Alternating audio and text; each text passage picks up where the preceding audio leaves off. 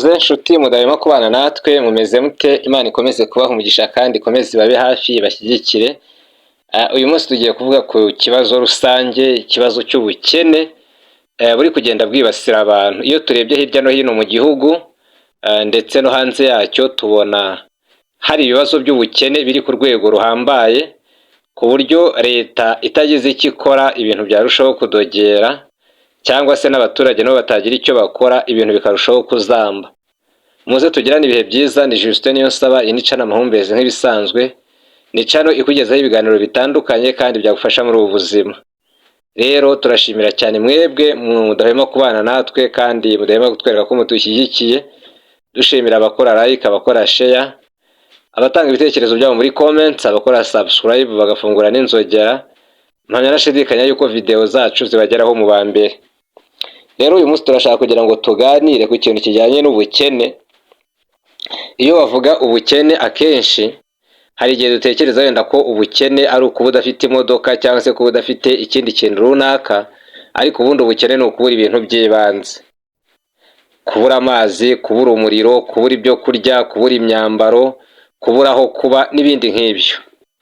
Rero nk'uko bigaragara, ubukene kenshi na kenshi buraterwa na gahunda nyinshi zitandukanye, cyane cyane gahunda z'intambara ziri mu isi, gahunda za politike n'imiyoborere, gahunda z'ibihe, kuko n'ibihe nabyo ubwabyo burya bibigiramo uruhare, noneho n'ubwihebe mu bantu ubwabyo nabyo bigatera indi nzara.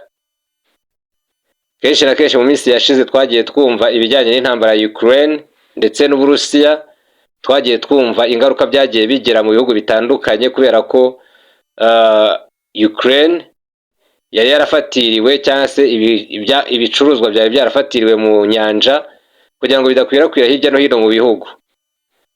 Cyakora Uburusiya bwaje kugenda budohora ibicuruzwa bimwe biratambuka, ariko nabwo intambara muri Ukraine iracyariyo ndetse iracyavuza ubuhuha. Ubwo bishatse kuvuga ngo kiriya gihugu cy'Uburusiya nicyo gihugu cya mbere mu isi. Kiriya gihugu cya Ukraine nacyo ntabwo ari igihugu cyoroheje, nacyo ni igihugu cyagutsemo. Ubwo rero urumva ko ibiriya bihugu bifite umusaruro mwinshi ku isi. Niba Uburusiya buri hafi bungana na 1/2 n'igice cya Afurika ari igihugu kimwe, Ukraine nayo ikaba iruta u Rwanda hafi inshuro zikaba muri za 50, birumvikana. kandi biriya bihugu nanone bikaba biri ku nkombe yirabura, bikaba ari ibihugu rwose bifite ifumbire nyinshi cyane ku kigero cyo hejuru, ku buryo byeza imyaka myinshi, cyane cyane imyaka ishingiye ku ngano. Ingano nayo akaba ari cyo kimwe mu bihingwa bigenda byigaragaza mu bikunzwe cyane, kuko bikorwamo imigati n'ibindi bitandukanye. Birumvikana cyane yuko iriya ntambara yagize uruhare runini cyane mu gutuma ubukene bwiyongera mu baturage. Turaza kugera no ku Rwanda muri rusange, ariko reka twongere tuvuge ku ntambara ya Iran ndetse na Israel. Intambara ya Iran na Israel nayo yagiye ikora ibintu bitandukanye, ku buryo yatumye ibiciro bizamuka cyane. Ndetse noneho hafi y'ibihugu by'u Rwanda, ibihugu bitandukanye byegereye u Rwanda, ugahasanga intambara muri Repubulika Iharanira Demokarasi ya Kongo, aho imitwe yitwaje intwaro iba iri kurwana urudaca. Ubwo muri Sudani y'Epfo, muri Mali, muri Somalia, muri Mauritania n'ahandi hatandukanye, haba harimo ibyihebe bitandukanye biba bigenda byigaragaza. Ugasanga rero ibyo bintu nabyo biragenda bikurura ubukene. None iyo twinjiye mu Rwanda indani, cyane cyane muri uyu mwaka wa 2026, ho ubukene mpamya yuko bushobora kuba bwariyongeye ku kigero hafi kirenga nka 50%. 50% by'ubukene mu Rwanda mpamya nashidikanya yuko byaragezeho, nubwo nta bipimo bifatika wenda bihari, ariko icyumvikana cyo 50% by'ubukene byariyongeye. Ushobora kwibaza uti byiyongeye gute? Buriya mu minsi yashize hariho abacuruzi bagendaga bakora udukorwa dutandukanye, nk'uko politiki ya leta yagaragazaga neza yuko umuntu ushoje amashuri cyangwa ushoje kwiga agomba kwihangira umurimo. Kwihangira umurimo rero byagiye bikorwa, wenda nubwo byagiye bamwe babikora mu buryo bubi, bakagenda bazana inzoga z'inkorano cyangwa se inzoga zangiza ubuzima bw'abantu bakagenda bazicuruza. Leta ikaza gusobanukirwa neza yuko izo nzoga wenda zitujuje ubuziranenge n'ubwo hari harimo izo bari baragiye baha ibyangombwa, ariko uburyo byahagaritswemo byabaye nka ya modoka iba iri kugenda ku muvuduko wo hejuru ikaza gufata feri mu buryo butunguranye. Uko byagenda kose kuri uriya muvuduko na feri ifata, abaturage bari muri iyo modoka barahondana cyangwa se bagahonda imitwe ku byuma, kubera ko imodoka ntago yafashe feri gahoro gahoro ngo abantu babanze babyiyumvemo. Rero bigaragara neza yuko abaturage bumiwe ndetse abaturage barihebye, hari hatagize igikorwa abaturage benshi bakwiyahura. Reka dufate urugero, inzoga z'uburyo bwose zaraciwe usibye iza Bralirwa ndetse n'iza Skol. Ntekereza ariko ari izo ngizo zishobora kuba ziri kuboneka muri iki gihugu, kuko inzoga zo hanze, inzoga z'imbere mu gihugu inyinshi zarahagaritswe ndetse inyinshi zaranamenwe. Banyanashidikanya yuko hamenwe amaritiro menshi. Aho duherukira raporo z'ubuyobozi zagaragazaga neza yuko inzoga z'ibyuma zakusanijwe zakabakabaga miliyoni 8 hafi n'ibihumbi 600. Miliyoni 8 n'ibihumbi 600 wenda buri cupa ugiye uribarira igihumbi, wasanga ari amafaranga menshi. Wasanga ari amafaranga menshi arenga hafi miliyari 8, ndetse nta nubwo ari na miliyari 8 gusa, ni miliyari nyinshi cyane. Nawe nimufate miliyoni 8 by'amacupa ni 600, noneho mukubera amafaranga yindi igihumbi, tugiye tubara buri cyuma cyose ko kigura igihumbi. Ngirenga ibyo bintu namwe muri kubyumva.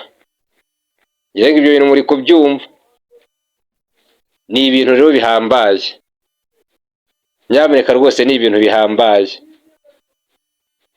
Yumvikane neza ko kino gihombo ntabwo kizigera kiva mu baturage. Abana benshi bashobora kuba bagiye gutakaza ishuri, abantu benshi batakaje imirimo mu buryo butunguranye, abari bafite imyenda mu mabanki ndetse n'abari bayifitiye abaturage bagenzi babo, nabo uko byagenda kose hazaba imanza ndetse n'induru.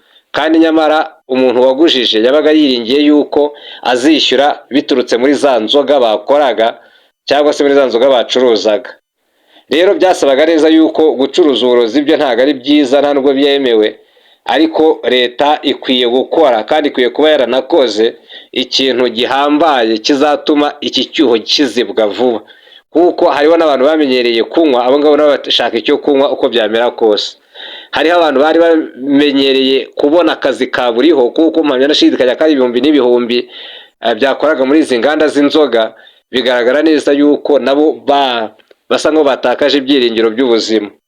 Rero hari igihe hashobora kubaho depression cyangwa se agahinda gakabije biramutse bidacunzwe neza, ariko nyine birasaba kugira ngo buri muntu wese ku rwe ruhande amenye icyo gukora icyo ari cyo, cyangwa se amenye uko akwiye kurinda ubuzima bwe. Kenshi na kenshi niba umuntu yaracuruzaga ibintu by'uburozi cyangwa se yarashyiragamo etanol mu binyobwa, uwo ngo rwose ntabwo akwiye kuba umunyarwanda, ahubwo ibyo bintu bikwiye kuvanwa ku isoko. Ahubwo niba bivanwe ku isoko harakurikiraho iki kindi. Ni iki kindi kiri bukurikireho? Kuko myanashidikanya yuko abantu benshi bashobora kwicwa n'agahinda cyangwa se bakicwa na depression kubera ko abenshi niho bari bateze amaramuko. None ni iki kiri bukurikiraho? Ni iki kiri bukurikireho kugira ngo byibuze abantu bongere bashyira agatima impembero bavuge bati byibuze turongeye tugarutse ku isoko. Ntekereza rero ko leta twumva ndetse n'abaturage baratwumva, n'abavuga rikijyana baratwumva. Rwose bakwiye kuzagira icyo bakora kugira ngo buno bukene barebe ko babuziba cyangwa se babufunga. Kuko niba hari amamiliyari yigeze gutakara muri ubu buzima, ni amamiliyari y'abacuruzi, abaririmbyi b'uburyo butandukanye, kuko hariho abantu benshi bageraga gutya bakajya mu bitaramo, cyane cyane mu bitaramo by'utubari, kandi ntabwo baririmbaga nyine hatari inzoga. Abo ngabo rero nabo barababaje.